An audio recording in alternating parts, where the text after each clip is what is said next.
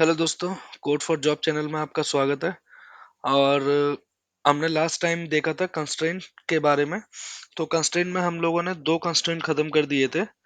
पहला था default constraint और दूसरा था नॉट नल कंस्ट्रेंट। आप मेरी प्रीवियस वीडियो पे जाके देख सकते हैं, और साथ में मैं आपको बता दूंगा उसमें मैंने डिस्क्रिप्शन में नोट्स भी डाले हैं। तो जब भी आप इंटरव्यू देने जाते हैं तो ये मोस्ट कॉमन क्वेश्चंस होते हैं कंस्ट्रेंट के रिगार्डिंग, जो आपसे पूछे जाएंगे ये डेटाबेस सपोर्ट के फेवर में। जब भी आप डेटाबेस सपोर्ट पे इंटरव्यू देने जाते हैं तो वहां पे वो वाले क्वेश्चन पूछे जाएंगे। तो आप एक नोट्स बना लीजिएगा और उनको ना अच्छे से प्रैक्टिस कर लीजिएगा, क्योंकि वो आपसे क्वेरी में लिखवा के पूछेंगे, है ना। तो चलिए आज शुरू करते हैं। आज है यूनिक कंस्ट्रेंट। यूनिक कंस्ट्रेंट क्या होते हैं?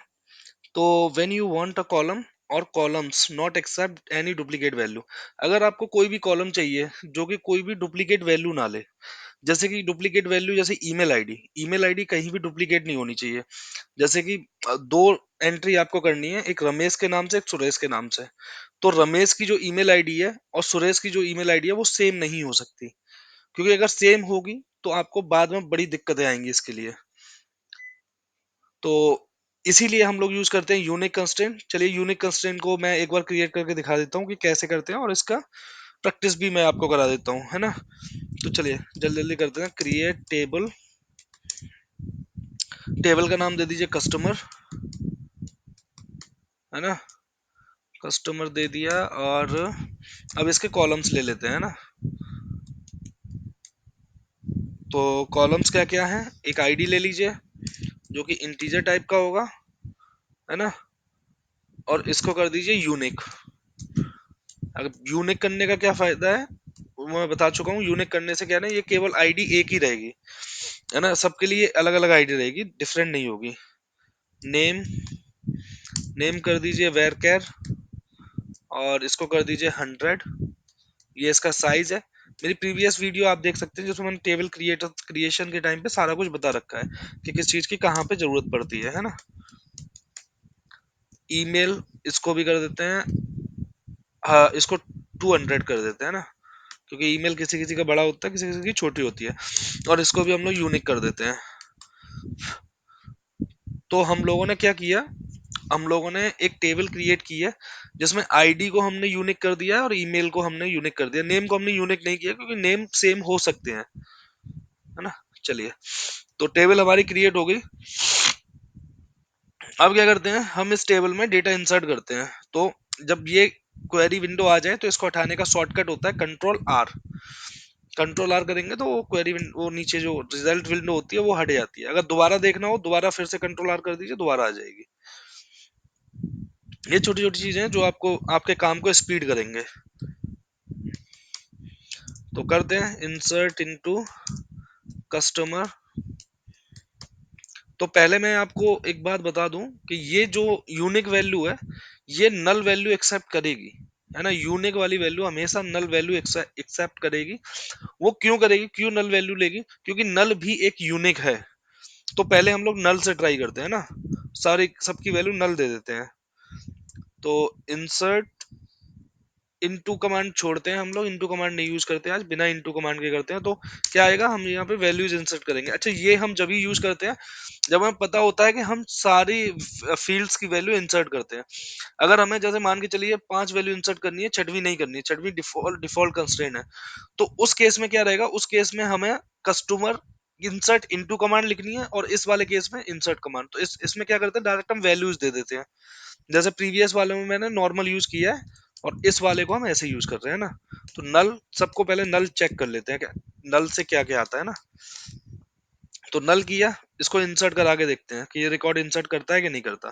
तो एक रो इफेक्ट हो गई, मतलब एक रो इफेक्ट हो गई, मतलब कि ये इंसर्ट हो गई। इस कमांड को कॉपी कर लेते हैं, नीचे एक पेस्ट करते हैं, कंट्रोल आर करते हैं, है ना। Insert customer values. तो दूसरे में हम लोग क्या करते हैं, दूसरे में आईडी दे देते हैं 1, है ना। और दूसरा कॉलम है नेम। नेम दे देते हैं नीरज, है ना।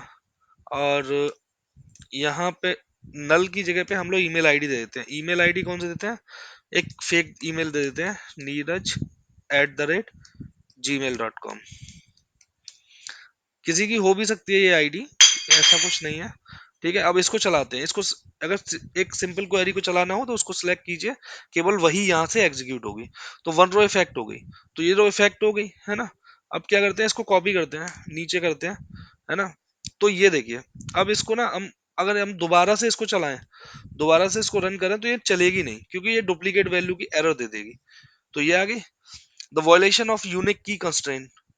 ठीक है ना। तो यूनिक की कंस्टेंट, अब कभी भी यूनिक हम लगा देते हैं तो एक यूनिक की क्रिएट कर देती है, तो ये उसी की बता रहा है, यूनिक की कंस्टेंट। और ये कह रहा है can not insert duplicate in object DBO dot customer, the duplicate की वैल्यू इज neeraj@gmail.com। तो ये इसकी एरर इसने दे दी वापस से। नेम की कोई एरर नहीं है, ठीक है, आईडी की एरर है और इसकी एरर है। नेम की इसलिए नहीं है क्योंकि हम लोगों ने यहाँ पे कोई भी यूनिक नहीं दिया, कोई भी यूनिक की कंस्ट्रेंट नहीं दिया, और ये नल वैल्यू भी ले लेगा, दोबारा भी ले लेगा, ऐसा नहीं है ना। तो अब चलो इसको सिलेक्ट करके मैं आपको दिखाता हूँ कि अगर सिलेक्ट करते हैं तो क्या होता है, कितने रिकॉर्ड हमने इंसर्ट किए, क्या क्या इंसर्ट हुआ। सिलेक्ट स्टार फ्रॉम कस्टमर, तो कस्टमर टेबल में इंसर्ट हुए थे डेटा, तो हम दिखा देते हैं आपको। तो ये देखिए, तो पहली नल हो गई है, दूसरी आईडी वाला वन हुआ है, ठीक है ना, लेकिन तीसरा इंसर्ट नहीं हुआ है। तो ये होता है to protect the data from duplicacy. तो यूनिक की यूज होती है, ठीक है। अगला देख लेते हैं जल्दी जल्दी, है ना। अगला है चेक कंसेंट। थोड़ा सा तेज करा रहा हूँ दोस्तों, क्योंकि ये ना 30 डेज में मुझे कराना है। जिसको जॉब चाहिए, मेरे कुछ दोस्त हैं जो चैनल से जुड़े हुए हैं, उनको जॉब चाहिए जल्दी से जल्दी, क्योंकि वो काफी पहले के पास आउट है, 2012 13 14 में पास आउट है, तो उनको चाहिए। तो मैं थोड़ा सा तेजी से करवा रहा हूँ, ठीक है। बाद में मैं इसके ना अलग से एक पूरा का पूरी सीरीज बना दूंगा सीक्वल की, जो एकदम प्रॉपर, बहुत ज्यादा बेसिक्स होगा, बहुत टाइम लेके बनाया जाएगा, ठीक है। अगला है check constraint in SQL server. तो the check constraint is use to enforce domain integrity. तो चेक कंस्टेंट क्या होता है, वो डोमेन इंटीग्रिटी करता है यार। ये पता है, बहुत तगड़े तगड़े शब्द हैं। आप ये डेफिनेशन याद कर लीजिएगा, जब भी मैं डिस्क्रिप्शन में डाल दूंगा, ठीक है ना, वहां से आप अपने नोट्स तैयार कर लीजिएगा। बाकी का मैं आपको बताता हूँ ये एक्चुअल में कह क्या रहा है। ये कह रहा है कि जब चेक कंस्टेंट हम लोग लगाते हैं, तो हम लोग एक कंडीशन चेक करते हैं कॉलम में, कि अगर वो कंडीशन फुलफिल होगी तो डेटा इंसर्ट होगा, वरना नहीं होगा। इसका फायदा क्या होता है, इसका फायदा ये होता है कि कभी कभी हम लोगों को जैसे जरूरत पड़ती है, कि मान के चलिए, जैसे ये एम्प्लॉय आईडी बिटवीन 0 and 1000। अब जैसे कि पहला है एम्प्लॉय आईडी। अब हमें पता है कि हमारी जो कंपनी है उसमें 1000 एम्प्लॉय हैं, ठीक है ना। तो 1000 से ऊपर नहीं जाना चाहिए, मतलब 0 से 1000 के बीच में रहना चाहिए, 1000 से ऊपर नहीं जाने चाहिए एम्प्लॉय। तो उस केस में लगा देते हैं। या फिर जैसे कि मान के चलिए कभी इंसर्शन के टाइम पे भाई, मान के चलो, अब बैंक में बैलेंस है ना, 5000 रुपए हैं। अब वहां पे आप जीरो इंसर्ट करोगे, तो वो उस वहां प्रोटेक्ट कर सकते हैं कि आप जीरो नहीं कर सकते। जैसे कुछ कंडीशन, कहीं भी कोई भी कंडीशन दे सकते हैं। तो चलिए ये चेक कंस्ट्रेंट के बारे में ये, हाँ, चेक कंस्ट्रेंट के बारे में मैं आपको थोड़ा सा बता देता हूँ, है ना, क्रिएट करके। तो एक नई टेबल क्रिएट करते हैं एम्प्लॉय नाम की, है ना। Create table employ. अच्छा, ध्यान रखना कि ये सारे कंस्ट्रेंट जो है ना, ये हमेशा टेबल के कॉलम्स पे ही लगेंगे। आप ये नहीं है कि कहीं और लगा लें, यहीं पे इनका यूज होगा, ठीक है। तो यहाँ पे emp id कर दीजिए, एम्प्लॉय आईडी इंट, है ना, नॉट नल। तो ये नॉट नल आ गया, मतलब नॉट नल मतलब कोई भी वैल्यू नल एंटर नहीं होगी इसमें। चेक, अब ये हम लोगों ने चेक लगाया, है ना, चेक लगाया तो ई एम, तो किस पे चेक लगा रहे हैं हम लोग, एम्प्लॉय आईडी पे, ठीक है। एम्प्लॉय आईडी पे चेक लगाएंगे, तो एम्प्लॉय आईडी बिटवीन, बिटवीन ये कीवर्ड होता है जो, मतलब आप उससे समझ रहे होंगे, बिटवीन का मतलब होता है बीच में। तो ये कीवर्ड होता है एसक्यूएल सर्वर में। तो बिटवीन 0 and 1000 कर देते हैं, है ना, 0 and 1000। तो ये बिटवीन एक कीवर्ड होता है जो इनके बीच की वैल्यू को ही लेगा, बाकी को नहीं लेगा, है ना। वैल्यू यही होनी चाहिए, ठीक है। तो एम्प्लॉय emp नेम कर देते हैं इसको, वेर केयर यहाँ कर देते हैं इसको 100, है ना। इसको भी कर देते हैं नॉट नल। नॉट नल ये एरर किस चीज की दे रहा है? अच्छा, वहां पे कॉलम पे कॉमा नहीं लगाया, सॉरी, उसकी दे रहा है ना। Not null. अब दूसरा है एंटर डेट। अब ये कहते हैं एंटर डेट, मतलब डेट इंसर्टेड कर देते हैं, डेट इंसर्टेड। डेट इंसर्टेड, है ना। अब यहाँ पे आएगा डेट टाइम। डेट लेंगे तो केवल डेट देगा, और अगर ये वेरिएबल टाइप में अगर हम डेट टाइम लेते हैं तो डेट और टाइम दोनों दे देगा, है ना। नॉट नल कर दिया इसको, और इसको भी हम लोग चेक कंस्ट्रेंट से चेक कर देते हैं, चेक कंस्ट्रेंट। तो यहाँ पे हम क्या करेंगे, यहाँ पे हम करेंगे date inserted. Date inserted is less than and equal to, ठीक है ना, current date time stamp. Current time stamp. Current time stamp से ये मैच करेगा, है ना।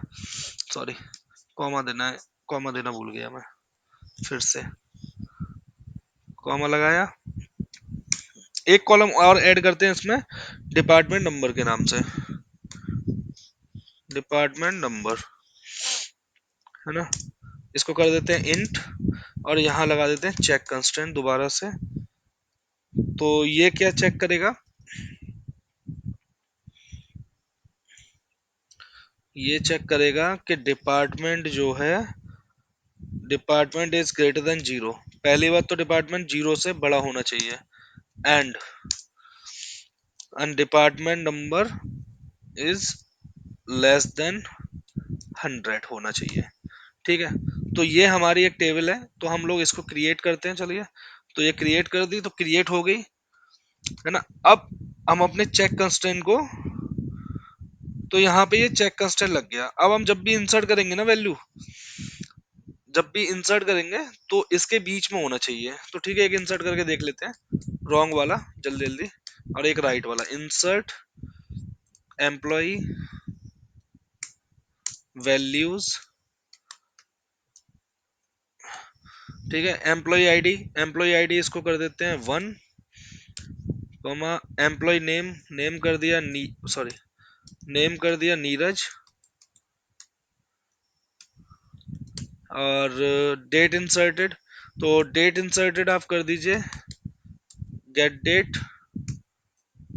गेट डेट एक फंक्शन है जो करंट की डेट और टाइम निकाल देगा, है ना।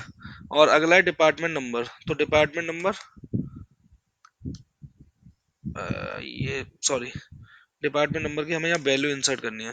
तो डिपार्टमेंट नंबर की वैल्यू 0 और 1 के बीच में होनी चाहिए, तो हम यहाँ 1 ही कर देते हैं ना। इसको इंसर्ट करके देख लेते हैं कि क्या रिजल्ट देता है। तो एक रो इफेक्ट हो गई, है ना। एक रो इफेक्ट हो गई क्योंकि सारी वैल्यू हमने करेक्ट की हुई है। चलिए, अब इसको हम क्या करते हैं, इसको हम कर देते हैं 1 0 0, और इसको 1 कर देते हैं। तो अब ये इस यहाँ पे एरर दे देनी चाहिए इसको, क्योंकि ये एक्सीड कर गया, ठीक है। चेक कंस्टेंट लगा हुआ है, तो ये वैल्यू एक्सीड कर गया। The conflict occurred in the database office DB, the table employ column employ ID. तो एम्प्लॉय आईडी पे इसने एरर फेंक दी चेक कंस्टेंट की। तो चेक कंस्टेंट का ऐसे करके आप यूज कर सकते हैं। तो ठीक है, आज के लिए बस इतना ही। अगले जो कल जो बचे कुचे हैं, जो दो कंस्टेंट और बचे हुए हैं हमारे पास में, तो कल उनको खत्म कर दिया जाएगा।